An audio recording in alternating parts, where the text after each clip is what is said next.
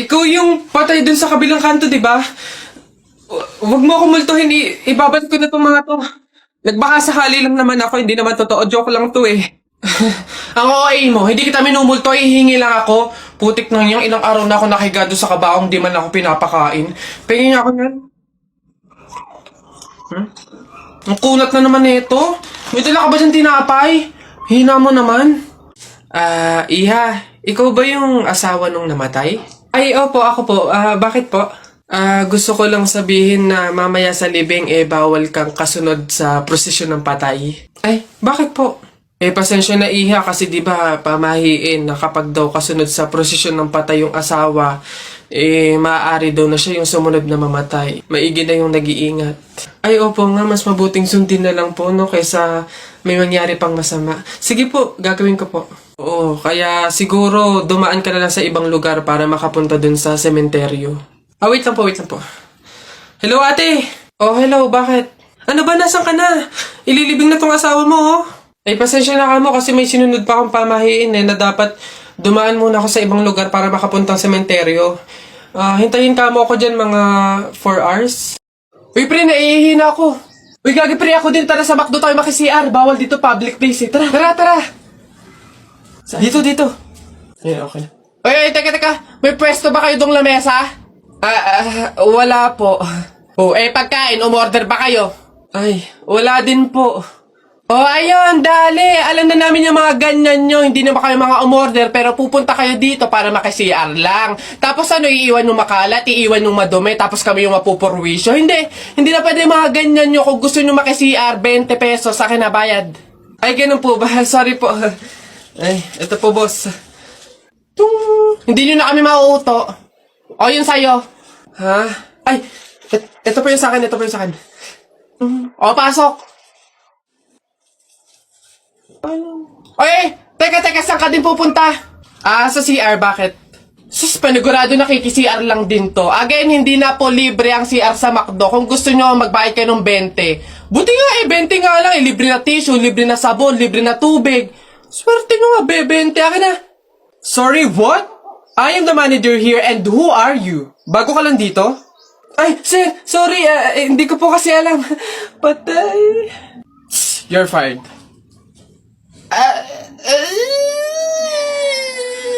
Nako, tita, condolence po.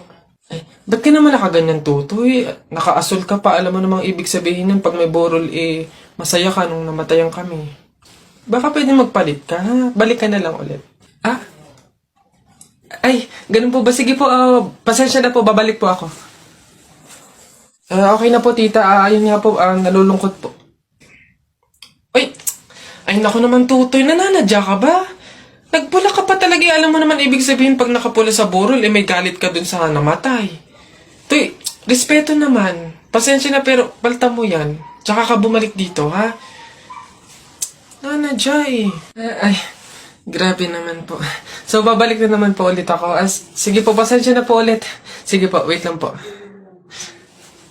Eto, tita, okay na po siguro to. Kumusta po? Tuy, nag-itim ka pa. Ano bang problema? Yung itim to, sa libing pa yan. Anong pinapakita mo? Anong pinapahiwatig mo na gusto mo nang alisin to sa amin? Na gusto mo nang ihiwalay tong pamilya namin, ha? Ay, hindi naman po sa ganun, tita. Sadyang hindi ko lang po alam na may mga color coding po pala pag may burol. Hindi ko po alam na may pamahiin po pala kayong sinusunod. Sige po, balik na lang po ulit ako. Sure na po, totoo na po. Sige po. Ayan. Pagod. Okay na po, tita. Yung grabe condolence po, nakikiramay po ako. Sobrang nalulungkot po talaga ako. Saan po ba dito yung tayaan? Doon po sa dulo. Sige po. Salamat po. Nako, tita. Condolence po. Ay, ba't ka naman nakaganyan, tutoy? Naka-asol ka pa. Alam mo namang ibig sabihin nun pag may borol, masaya ka nung namatayan kami. Baka pwede magpalit ka, ha? Balik ka na lang ulit.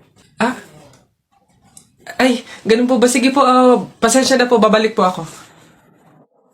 Okay na po, tita. Ayun nga po, nalulungkot po. Ay, naku naman, tutoy. Nananadya ka ba? Nagpula ka pa talaga. Alam mo naman ibig sabihin pag nakapula sa burol, may galit ka dun sa namatay. Tuy, respeto naman. Pasensya na pero palta mo yan. Tsaka ka bumalik dito, ha? Jai. Ay, grabe naman po. So, babalik na naman po ulit ako. Sige po, pasensya na po ulit. Sige po, wait lang po. Eto, tita, okay na po siguro to. Kumusta po ka? Tuy, nag-itim ka pa. Ano bang problema? Yung itim to, isa libing pa yan. Anong pinapakita mo? Anong pinapahiwatig mo na gusto mo nang alisin to sa amin? Na gusto mo nang ihiwalay tong pamilya namin, ha? Ay, hindi naman po sa ganun, tita. Sadyang hindi ko lang po alam na may mga color coding po pala pag may burol. Hindi ko po alam na may pamahiin po pala kayong sinusunod. Sige po, balik na lang po ulit ako. Sure na po to, totoo na po. Sige po. Ayan. Pagod. Okay na po to, tita. Yung grabe condolence po, nakikiramay po ako. Sobrang nalulungkot po talaga ako. Saan po ba dito yung tayaan? Ay, doon po sa dulo. Sige po. Salamat po.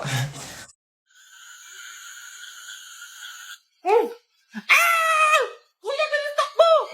Okay naman ang mga to. Bagal mo! Horror movie na to. Iba talang matatakot dito eh. Takbaw! Kaya ako. Sabi ng kalabina mo. Ma! Nagtitisis nga lang kami. Ha? Wait ba, hindi kita marinig? Ha? Yes, ang ingay naman ng mga Ano yan, eh? Wait. Uy, huwag kayong maingay. Baka marinig tayo. Ah! Ayun na! Ayun na! Ayun na! Ayun na! Ayun na! Bilis! Oh, pinagpawisan ako doon. Grabe, nakakatakot yung... Oh? Ano yun? Lo, oo nga yun. Uy! Ano ba kayo? Ako lang to. Nakakagulat naman kasi Keisha. Teka, sino yung nasa likod niya? Ha? Bakit? Ano yun? Lola lang pala ni Kenneth. Diyos ko naman. Hello po, Lola. Lola lang pala ni Kenneth eh. Lola? Matagal nang patay yung lola ko eh.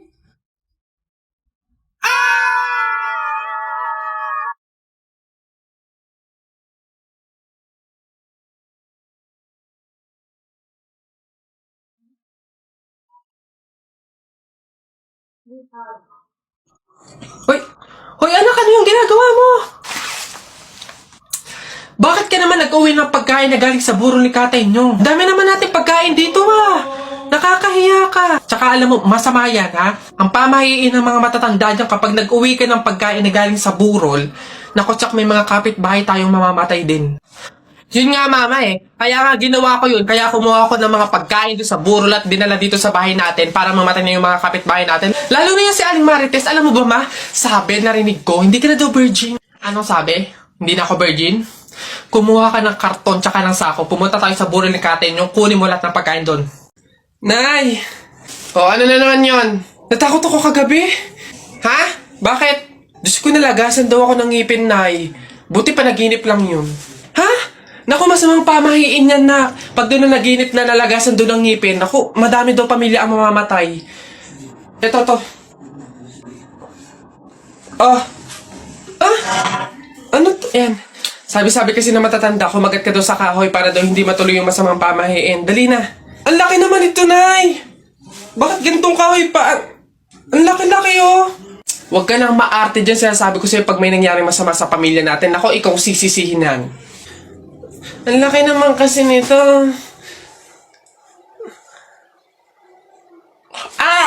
Mabuti nga yung sumunod ka sa pamahiin. Mas mabuti na yung siguradong walang mangyayari. Oo, Nay.